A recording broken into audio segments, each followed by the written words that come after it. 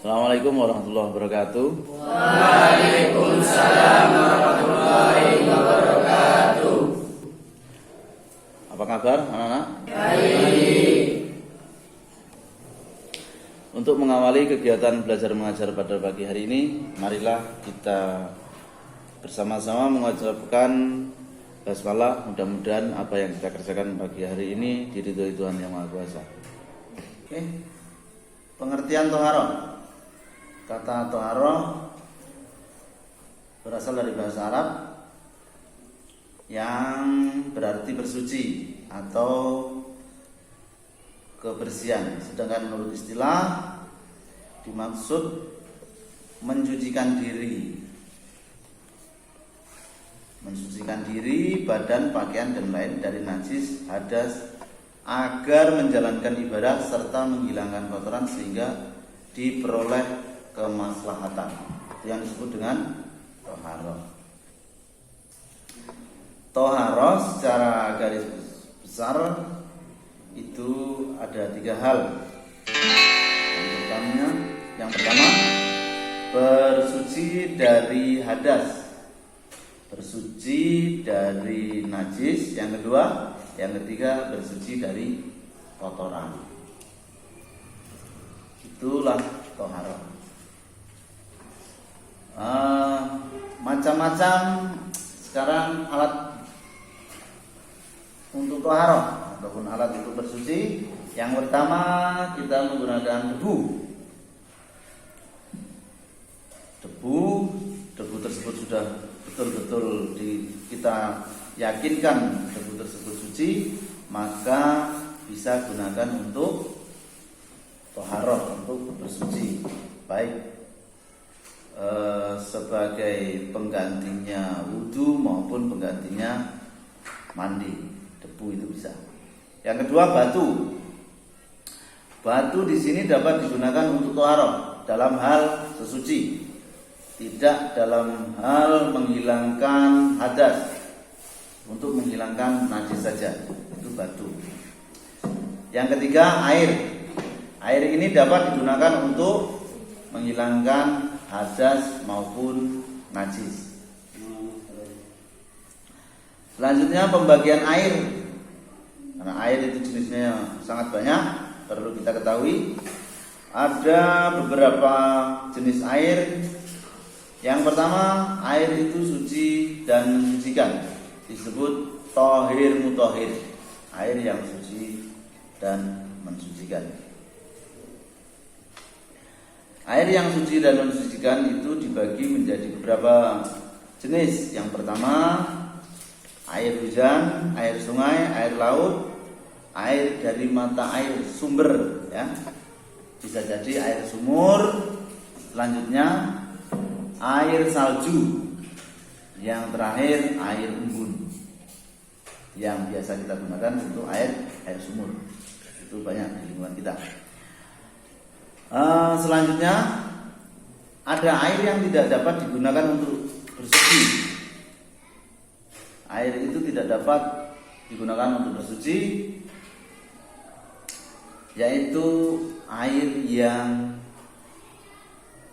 kurang dari 2 gula menurut Imam Syafi'i, tapi di situ sudah disentuh. Ataupun air yang berubah jenisnya, airnya itu dapat berubah, tidak pada sebelumnya, baik itu bentuknya maupun baunya ketika tercampur dengan air itu, yaitu air yang kena kotoran. Itu air yang disebut air terkena najis. Ada lagi yang kedua, air yang suci tapi tidak mensucikan. Ya, seperti air yang tercampur zat sama-sama suci tetapi itu tidak mensucikan.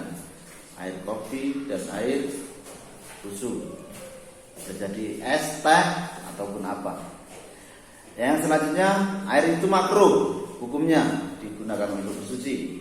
Air yang terkena panasnya terik matahari, itu air yang makruh digunakan. Atau air itu digodok dulu sama. Mungkin 3 hal itu yang perlu dipahami tentang jenis-jenis air. Selanjutnya macam-macam hadas dan cara mensucikan. Hadas itu menurut bahasa hadas peristiwa, ya, sesuatu.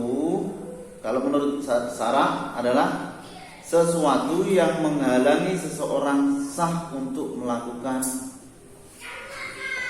sholat pada umumnya, ya. Bisa kita sebelum sholat itu harus bersih dengan dari hadas. Ada lagi, kita sebelum membaca Al-Quran harus suci dari hadas. 2 hal itu yang paling pokok. Jenis-jenis hadas yang perlu kita ketahui itu ada 2. Satu hadas kecil, yang kedua hadas besar. Hadas kecil itu karena kencing, kentut, ataupun kita bersentuhan dengan lain jenis yang bukan mahram, itu tergolong hadas kecil. Dengan hadas besar itu untuk orang dewasa karena dia bersetubuh dengan suami istri ataupun dia mengeluarkan mani, itu disebut hadas besar.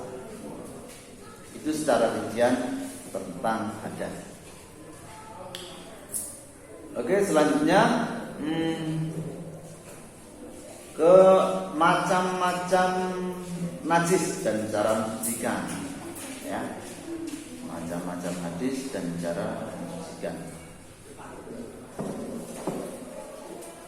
Najis yang sudah kita sampaikan tadi di awal, ada beberapa hal yang perlu kita ketahui lebih mendalam tentang najis. Itu ada 3 hal. Yang pertama najis mughalladah, najis mukhaffafah, dan najis mutawassithah. Najis mughalladah, ya. Najis mughalladah itu najis yang berat. Dikatakan berat kenapa? Karena najis tersebut cara menghilangkan itu yang sangat berat. Dia harus dibasuh 7 kali, dan salah satu dari 7 kali tersebut cara basuhnya itu harus menggunakan debu. Itu dikatakan najis mughalladah. Selanjutnya najis mutawassithah, ya. Najis mutawassithah itu najis yang sedang.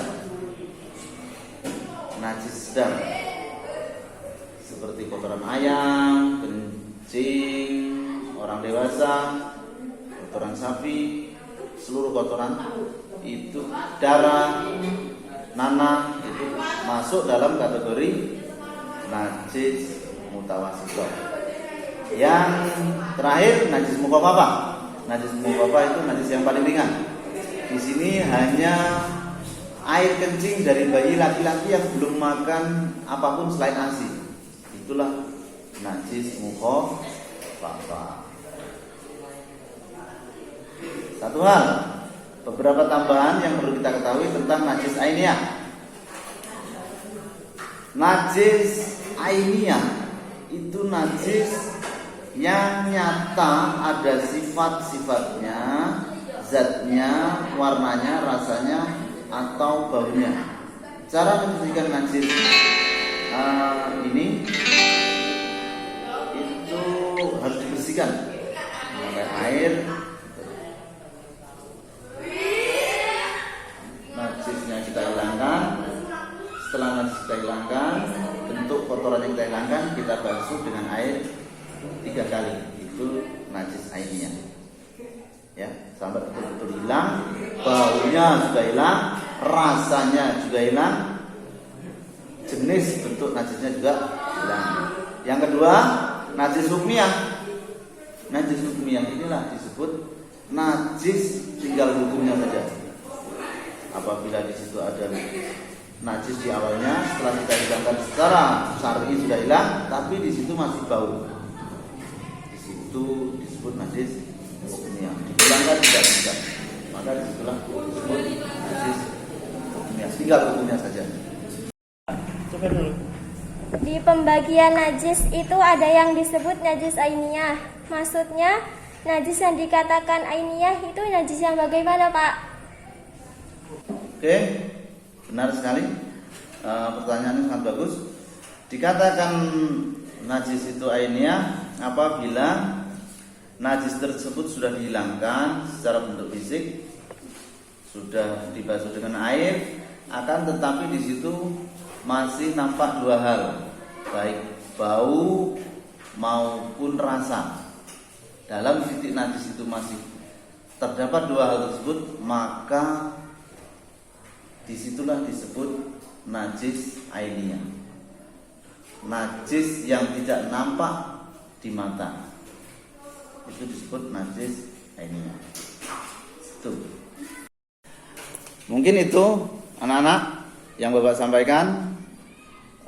Jangan lupa di rumah belajar, tetap jaga kesehatan. Mudah-mudahan semua ilmu kita manfaat dan sehat selalu. Bapak akhiri, assalamualaikum warahmatullahi wabarakatuh.